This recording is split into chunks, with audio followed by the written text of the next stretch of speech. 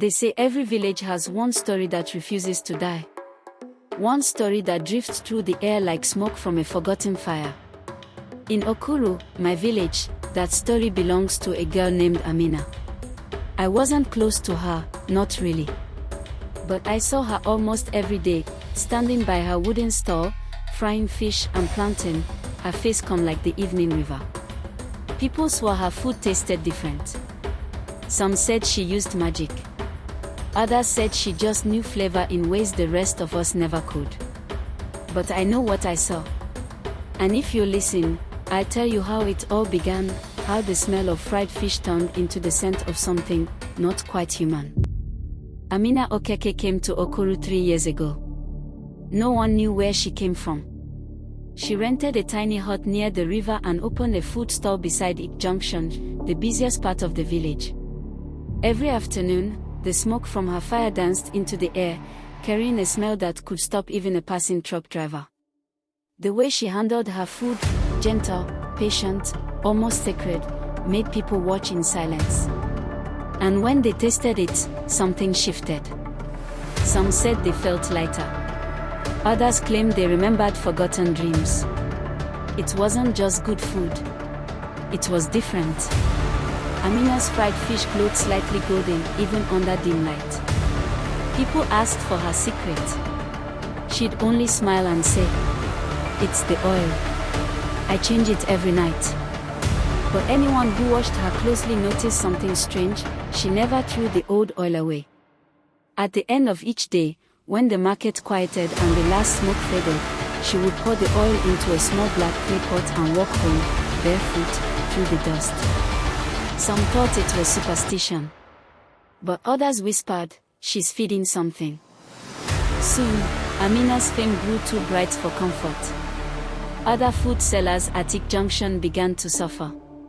Mama Ngozi, who had been selling roasted yam for 15 years, could barely sell half a tray. Iriti's pepper soup stall stayed empty, and Chika, she cried every evening watching customers walk past her like she was invisible. They decided one night they would find out what made Amina's food so irresistible. Not for gossip, but to survive.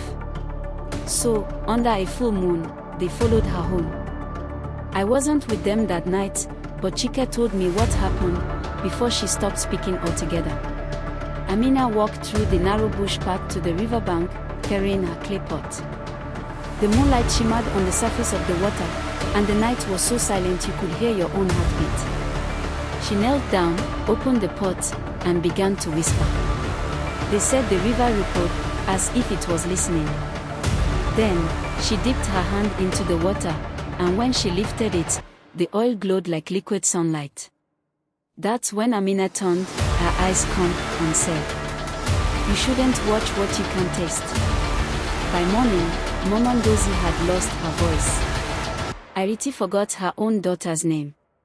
And Chika, she packed her stall and never returned to the market again. After that night, no one dared question Amina again. If anything, more people came.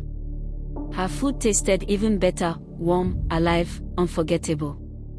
Some said eating it made them feel lucky. A man once claimed he dreamt of winning a lottery after eating her fish, and the next day, he actually did. But there were quiet rumors too. People who ate too often began to look pale, forgetful, or restless, as if part of them stayed behind at her stall. Still, no one stopped buying. Because no one could resist Amina fish. One morning, a journalist arrived from Lagos, Kelechi Nadezi, a young man full of curiosity and confidence. He was writing a feature about rural entrepreneurs who built small empires with their hands. When he heard of Amina, he said, "Perfect! A local success story." He came with cameras, notebooks, and big city questions. But he left with something he couldn't explain. I watched as Kelechi sat by her stall, sweating under the heat, asking his questions. Amina answered softly, her eyes always on the fire. He asked about her secret recipe, her background, her dreams. She finally looked at him and said, "The day I lost everything, the river fed me." He thought it was a poetic line, a metaphor. But her face didn't smile. She turned a piece of fish, handed it to him, and said, "Taste it. Then you'll understand." He ate. And the moment he swallowed, he froze. Kelechi said later that everything slowed down, the noise, the fire, the people. He saw flashes of things that hadn't happened yet. A coming storm. A crowd running. And his own name written on wet sand being washed away by waves. When he blinked, the world returned to normal. He asked her, shaking, "What was that?" And she whispered, "You tasted tomorrow." That night, Kelechi stayed at the local lodge. He tried to review his notes, but the ink had vanished. Every page was blank. His phone wouldn't switch on. His recordings, all gone. He panicked, rushed back to the market before sunrise. But Amina's stall was gone. The spot where it once stood was empty, as if it had never existed. Only a small patch of burnt ground remained, smelling faintly of fried oil and smoke. He went from house to house, asking people if they'd seen her. Some said she'd left at dawn, carrying her black pot toward the river. Others said no one had seen her for days. One old woman swore she'd been dead for months, that the girl selling fish wasn't Amina at all, but something wearing her face. No one agreed on what was true. But the river stayed quiet, as if it knew. At sunset, Kelechi found the riverbank. There, half buried in the sand, was Amina's clay pot. He picked it up, and saw golden oil shimmering inside, untouched, glowing softly like sunlight trapped in water. He brought it close to his nose. It smelled like fried fish, like his childhood, like something deeply familiar.